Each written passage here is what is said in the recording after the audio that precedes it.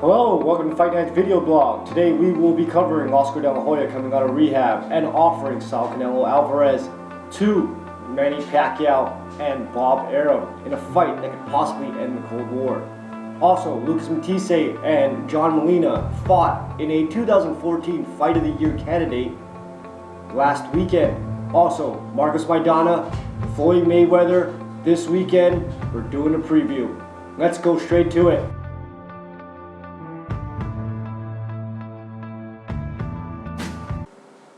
Here are your top stories for the week. Wladimir Klitchscko destroys his mandatory challenger Alex Lepai in a brutal fashion. He outlanded him 147-10. 10 punches. Klitchko says that he is 38, but he intends to fight for a long time. How long, you ask? How about 11 years? He said he wants to emulate Bernard Hopkins, who is, hint hint, 49 years old and a world title holder. So we may see another 11 years of Wladimir Klitchko beating up guys just like this. Right hand is nowhere to go.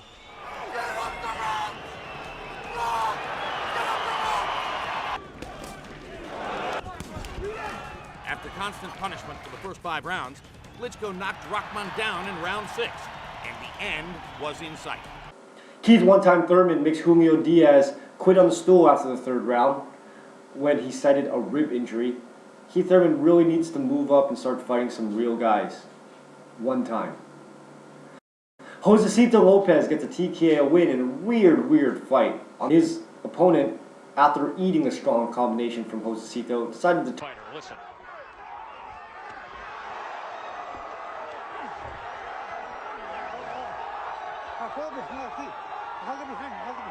I'm good. You abandoned the fight. No, good. You abandoned the fight. You turned your back and abandoned the... No! What? Oh wait, it's not over. It's not over. Video's not over just because I turned around. Our first topic of the day is Oscar De La Hoya coming out of rehab and deciding to make amends with Bob Arum and reaching across the aisle and offering Saul Canelo Alvarez to Manny Pacquiao and Bob Arum, possibly ending the Cold War that has had its grip on boxing for the last, I don't know, 5-6 years. My question to you, Nathan, is, do you think that is a makeable fight, and do you think that this is the end of the Cold War? We were reading earlier about what Richard Schaefer said. Oh, Richard Schaefer. Oh, you know what? I better read this quote for you. Richard Schaefer says, "I've given Bob several opportunities, and he'll never changes his spots. With Oscar, it's sort of like one day he hates him, the next day he loves him, the next day he rips him, then he loves him again. Last time I checked, I was CEO." That is not exactly something that is like, hey buddy Bob, let's make a deal together. Honestly, he is trying to make amends probably. Oh yeah, he's on step 9. That's why he's trying to make amends. He is fresh out of rehab, and you don't know what he's thinking, honestly.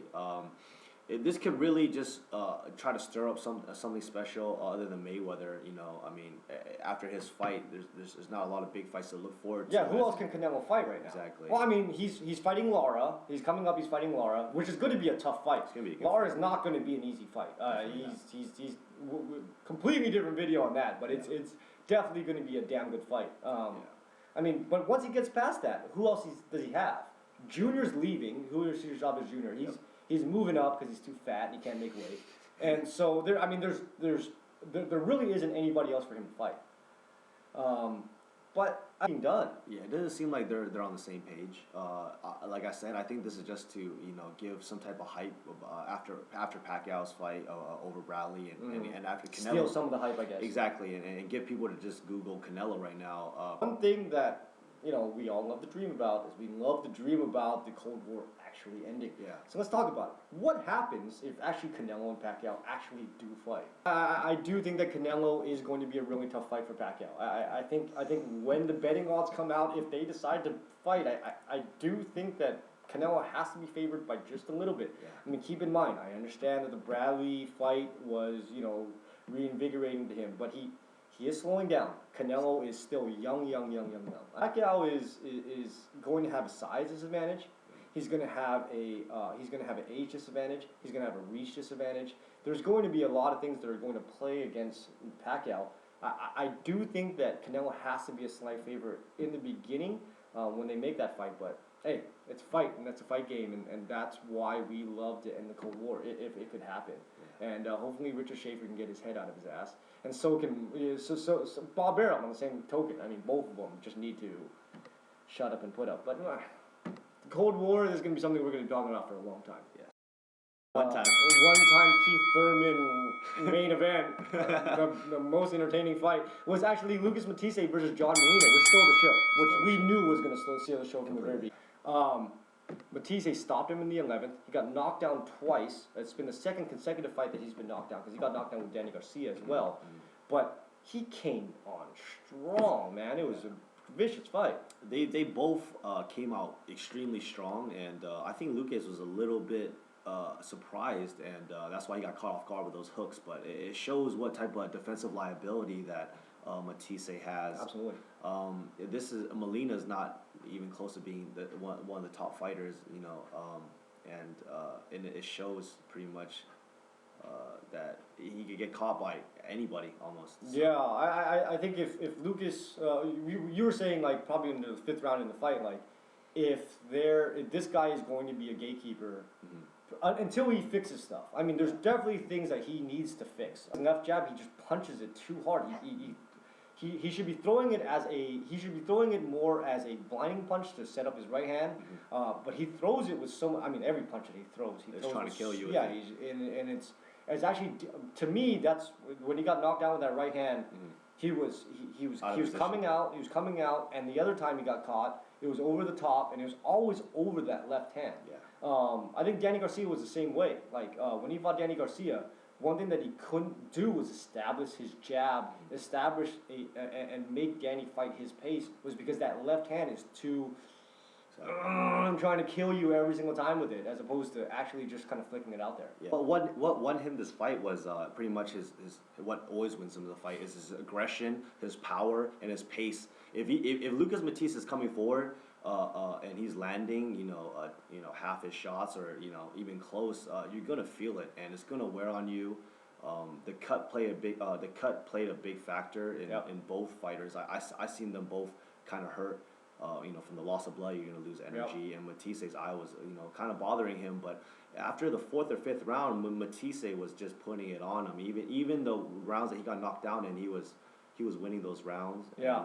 And like you said, besides those 2 knockdowns, besides those 2 knockdowns, it would have been a destruction. I mean, absolute decimation. This weekend, me and you were going up and watching the closed circuit Mayweather-Maidana fight. Very excited for this fight. Of course, we're all excited about the undercard as well, with Amir Khan and Adrian Broner on the same card, which Mayweather had the last 2 fights have done. They put the Danny Garcia, Lucas Mattysee on his last one. He's stacking these cards because he also wants to make sure that Pacquiao understands, if they do eventually fight, that he has the pay-per-view numbers. Yeah. And so because of that, us as fight fans, for the pay-per-view price, we get to have fights that we actually want to see. Yeah, definitely. Bob Arum, please take note that Pacquiao Bradley undercard was a joke. But the Mayweather Maidana preview. I mean, is the fact that Maidana is the most interesting matchup. Why? Because of the Adrian Broner fight. Definitely. Because he destroyed the shoulder roll, and everyone wants to see whether he can do it again. Yeah. What do you think? I mean, yes, no. I mean, Maidana had just been impressive ever since he's pretty much joined the Garcia camp, and I think that Broner is a different fighter. Mayweather's on a different level, but I think Maidana's gonna surprise us a little bit. I don't know if he's gonna win, but he's gonna surprise us. I mean, he's not going to get dominated, maybe in the later rounds, but as much as people think. I mean, the people are just counting him out totally. 12 rounds to 0. He doesn't have the boxing skills to hang with Mayweather. But I think that the Garcia camp has got something up their sleeve. Just what's interesting is that when Maidana fought Broner, the biggest punches that were setting up was that jab to the body, that left hook to the body, and then the right hand over the shoulder roll. Yeah. And we've seen Mayweather get caught by the overhand right, Shane Mosley, for one. And if you remember correctly, he was also setting up with the left hand before he did that. Yeah. Before he went to his complete shell and started not fighting. So, and Maidana's never going to do that. That's another thing. Well, again, will that happen to Maidana? I mean, do you think that Maidana has that ability to stop? I think that Maidana showed us time and time again. I mean, Mayweather's a different fighter, definitely, but Mayweather makes people look like they quit, even though they kind of do, because it's just an impossible chess game for them that they can't win. So yeah, they Canelo, like, he looked defeated. It's frustrating, definitely. Shane Mosley. Yeah, I mean, Victor Ortiz didn't really quit. He quit, but he quit mentally. he quit mentally a little bit because of the right hands. Like Yeah. he just Robert Guerrero quit. Yeah. I mean, he just straight up quit. Yeah, Mayweather makes it so difficult, but I think Maidana is used to people running away from him.